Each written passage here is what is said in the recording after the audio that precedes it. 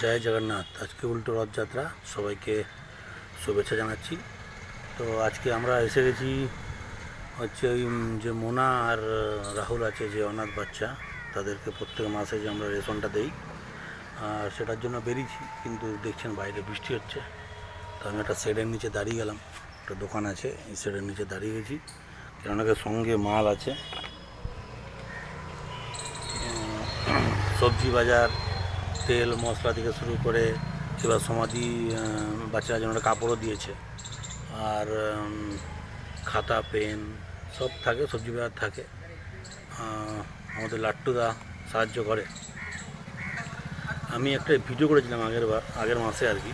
তো ভিডিওতে বলেছিলাম যে বাচ্চাগুলো এই বর্ষার মধ্যে নিচে শোয়, তো একটা চেয়েছিলাম, একটা খাটের জন্য, তক্তপোষের জন্য বলেছিলাম আর কি। তো কেউ কোনো রিপ্লাই দেয় না। তো যারা আমাদের এসব কার্যক্রম দেখে অনেকে মনে করে যে অনেক ডোনেশান আসে, অনেক পয়সা আসে, পয়সা তো কেউ দেয় না, প্রথম কথা। তো আমরা নিজেদের পকেট দিয়েই করি বেশিরভাগ কাজ।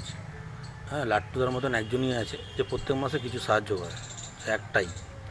আর এরকম কেউ সাহায্য করে না। যদি কেউ করে থাকে তাহলে ভিডিওটা করছি, আপনি কমেন্ট করবেন যে হ্যাঁ প্রত্যেক মাসে সাহায্য করি। সেরকমভাবে কোনো সাহায্য পাই না। তো যাই হোক, আমি এই ভিডিওটা ইউটিউবে ছাড়বো। তো যদি কেউ এরকম আছে যে যার হয়তো পুরোনো খাট আছে, কেননা কি আমার আর্থিক অবস্থাটাও ভালো না যে আমি করতে পারবো। আমি এই তেল পুড়িয়ে যাই, হ্যাঁ, গিয়ে ওদের সঙ্গে সময় কাটাই, ওদেরকে কিছু সাহায্য করার চেষ্টা করি। তো ওটাই আমার পক্ষে এখন খুব কষ্টের হয়ে গেছে। তো যদি আমার ভিডিও দেখে কেউ এরকম মনে করে যে আমাকে পয়সা দিতে হবে না, যদি খাটটা তার বাড়িতেও থাকে তো তার বাড়ি থেকে নিয়ে আসার দায়িত্বটাও আমাদের, খরচাটাও আমাদের।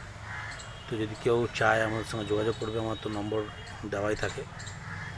তো ঠিক আছে, এবার বৃষ্টিটা মনে হচ্ছে একটু কমেছে, বর্ষাকালের বৃষ্টি। এবার যাব বড়োদার বাড়িতে, বড়োদার বাড়ি থেকে ওদের বাড়িতে যাব। ওরা অনাথ, বাবা মা নেই, মারা গেছে। 2 বছর ধরে আমরা সেবা করে যাচ্ছি। তো পাশে থাকুন, ধন্যবাদ।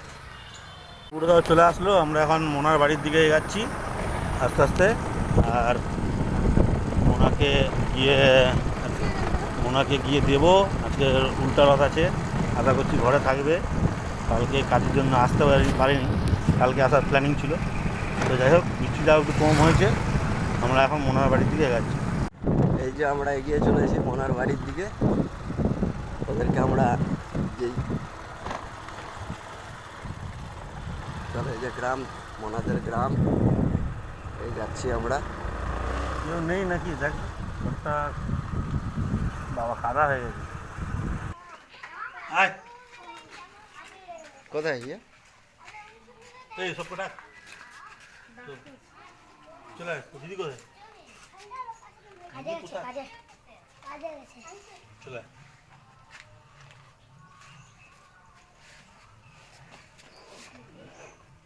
খালি করতে পারবি? বাবা আমি পাচ্ছি না, তুই কী করে করবি? এখান থেকে খালি কর।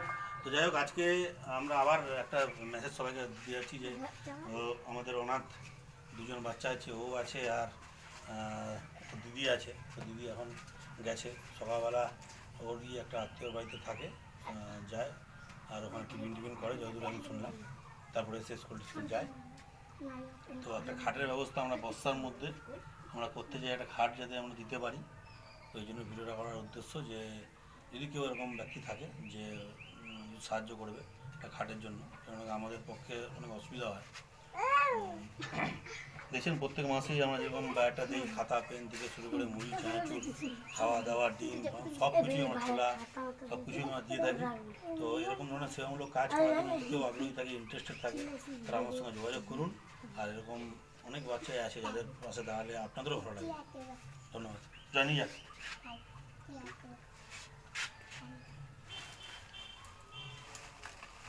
উঠাতে পারছি না, সেটা এখান থেকে খালি কথা আমি করে দিচ্ছি। দাও।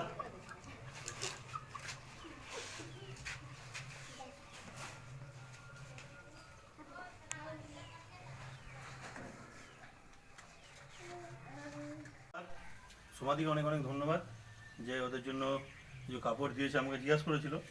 তো আমাদের সমা ভূঁইয়া, তো আমি বিশেষ করে ধন্যবাদ জানাচ্ছি। জানি যা, তো এরকম ছোটো ছোটো জিনিস অনেক বাচ্চাদের খুশি এনে দেয়। তো যদি কেউ চান, আমরা বারবার বলছি যে একটা খাটের দরকার আছে, যদি কেউ সাহায্য করতে পারে তাহলে অতি অবশ্যই আমাদের সঙ্গে যোগাযোগ করবেন। ধন্যবাদ। আমাদের হচ্ছে দুটো রেইনকোট দরকার রেনকোট পরে কী করবি? স্কুল যাওয়ার জন্য। স্কুল কি যাচ্ছে? ওকে সত্যি স্কুল যাচ্ছে? হ্যাঁ যায়। পড়াশোনা করে? ওগুলো হ্যাঁ পড়াশোনা করে।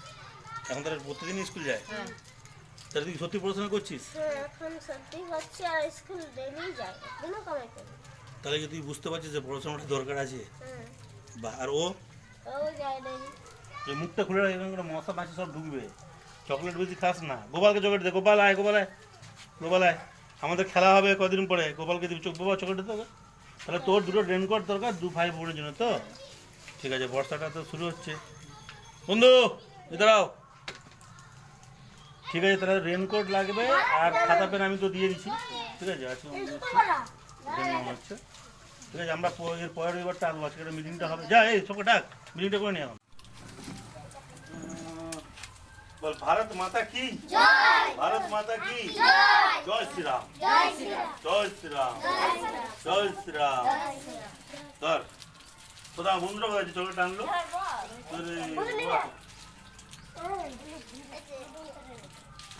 আর কে আছে?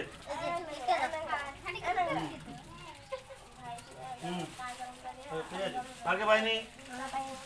সবাই পেয়েছিস? আবার একটা করে নে, বেশি আছে। যে বাচ্চা কম, স্কুল সবাই আছিস তো? আজকে উল্টো রাত জানিস তো? উল্টো রাতের শুভেচ্ছা সবাইকে। রথ টেনেছিস সবাই? এবার জয় জগন্নাথের নামে ইয়ে হোক, জয় জগন্নাথ। জোরসে জয় জগন্নাথ।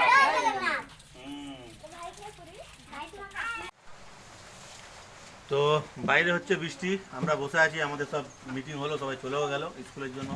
তো রবিবার দিন 21 তারিখ আমাদের এখানে কবাডি প্রতিযোগিতা হবে।